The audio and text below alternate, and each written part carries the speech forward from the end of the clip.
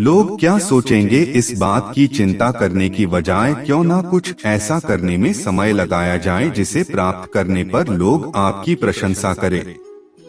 किसी को कभी दुख मत देना, क्योंकि दी हुई चीज एक दिन जरूर 1000 गुनी होकर लौटती है। मूर्ख लोगों से कभी बहस नहीं करनी चाहिए। वो पहले आपको अपने स्तर पर ले जाएंगे और फिर अपने अनुभव से आपको हरा देंगे। पानी की तरह बनो जो अपना रास्ता स्वयं बनाता है, पत्थर की तरह नहीं जो दूसरों का रास्ता भी रोक लेता है। अपनी बातों को सदैव ध्यानपूर्वक कहें, क्योंकि हम तो कहकर भूल जाते हैं लेकिन लोग उसे याद रखते हैं। लोग दूसरों की बुराई करने में जो वक्त लगाते हैं, उस वक्त में खुद को बेहतर बनाने में काम करें तो दुनिया बदलने में देर नहीं लगती। अंधे को मंदिर में देखकर लोग हंसकर बोले, मंदिर में दर्शन के लिए आए हो पर क्या भगवान को देख पाओगे? अंधे ने मुस्कुराकर कहा कि क्या फर्क पड़ता है कि मैं भगवान को नहीं देख पाऊंगा, मेरा भगवान तो मुझे देख लेगा। दृष्टि नहीं, दृष्टिकोण सही होना चाहिए।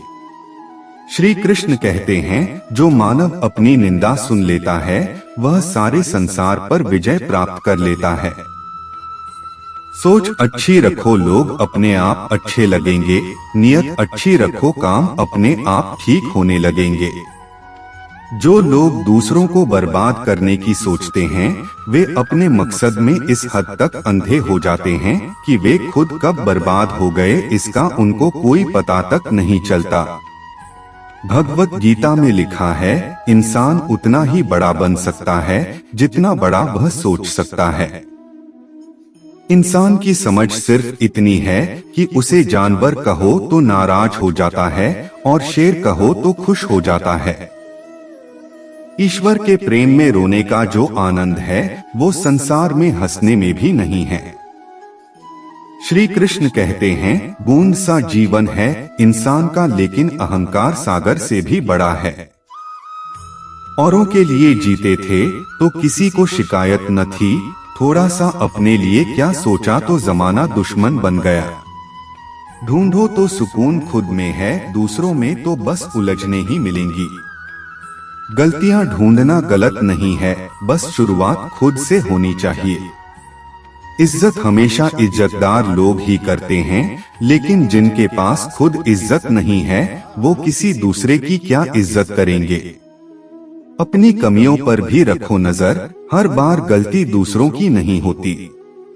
श्री कृष्ण कहते हैं, भय मनुष्य के जीवन का चालक है, मनुष्य भय का कारण ढूंढ ही लेता है। जीवन में हम जिन रास्तों का चुनाव करते हैं उनका कारण भय है, लेकिन यह वास्तविक नहीं बल्कि काल्पनिक होता है। समय का स्वामी ईश्वर होता है, ना कि हमारे मित्र व शत्रु। यदि कोई हमें हानि पहुंचाने की कोशिश करता है तो वह हमें कोई भी हानि नहीं पहुंचा सकता।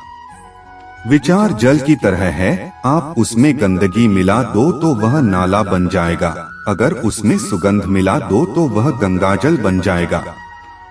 एक महात्मा ने पूछा कि सबसे ज्यादा बोझ कौन सा जीव उठाकर घूमता है? किसी ने कहा गधा तो किसी ने बैल। सभी ने अलग अलग प्राणियों के नाम बताए, लेकिन महात्मा किसी के जवाब से संतुष्ट नहीं हुए और महात्मा ने हंसकर कहा, गधे बैल और ऊंट के ऊपर एक मंजिल तक बोझ रखकर उतार देते हैं, लेकिन इंसान मरते दम तक विचारों का बोझ लेकर जीता है।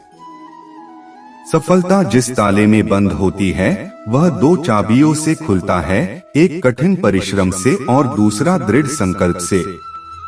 समय के साथ बदल जाना बहुत आवश्यक है, क्योंकि समय बदलना सिखाता है, रुकना नहीं। श्री कृष्ण कहते हैं, कोई भी इंसान जन्म से नहीं बल्कि अपने कर्मों से महान बनता है। अगर इंसान सुख दुख की चिंता से भी ऊपर उठ जाए तो आसमान की ऊंचाई भी उसके पैरों तले आ जाए। चिंता एक काली दीवार की भांति चारों ओर से घेर लेती है, जिसमें से निकलने की कोई भी गली नहीं सूझती। हर इंसान में कोई ना कोई प्रतिभा जरूर होती है, लेकिन अक्सर लोग इसे दूसरों के जैसा बनने में नष्ट कर देते हैं।